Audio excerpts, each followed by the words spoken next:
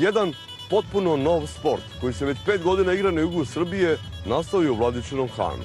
Zove se vilbal. Taj sport ima svoja pravila, teren kružnog oblika, a osim fudbalske lopte ima još nekoliko dodirnih tačaka sa fudbalom.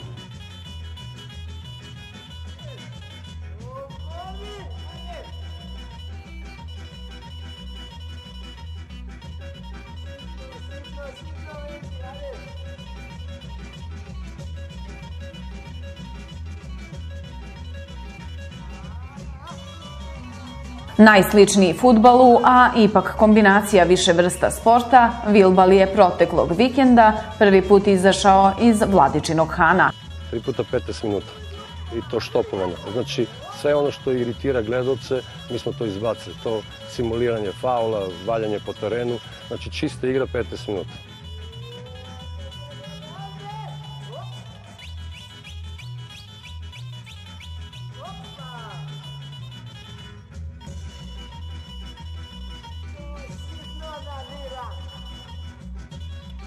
Godine smo se upoznali, našli se na nekim istim talasnim dužinama, frekvencijama.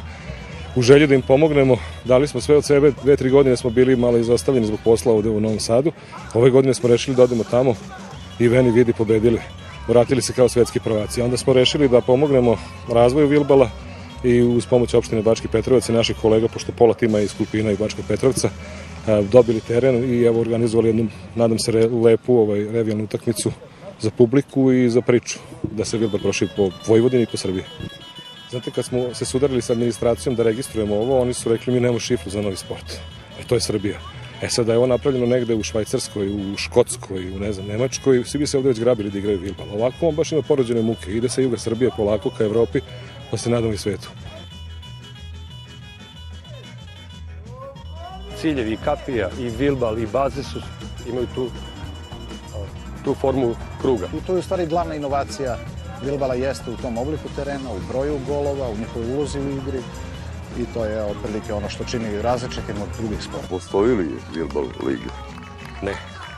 Nažalost ne postoji. Ministarstvo sporta Republike Srbije nije pretpostavilo mogućnost da će neko, recimo u Srbiji, da izume, patentira i registruje novi sport.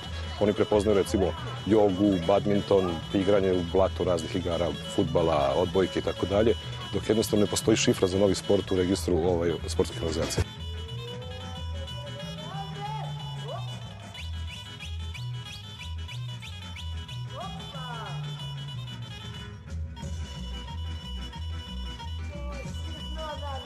Lepo u fudbalu prisutno je u vilbalu. Dakle, šut, dribling, pas, lob, sve je to prisutno. Sve ono što volimo u fudbalu, dakle, nalazi se i ovde. To igra se sa nogama, sa loptom, na travnoj toj podlozi i sve je to tu prisutno. S tim da je za nijansu dinamičniji jer su golovi mnogo bliži centru. Recimo, 30 metara od centra je sa 2 pasa, vešti igrači već su za nekoliko sekundi. Mnogo je zanimljivije od fudbala i mnogo više ima igre i golova.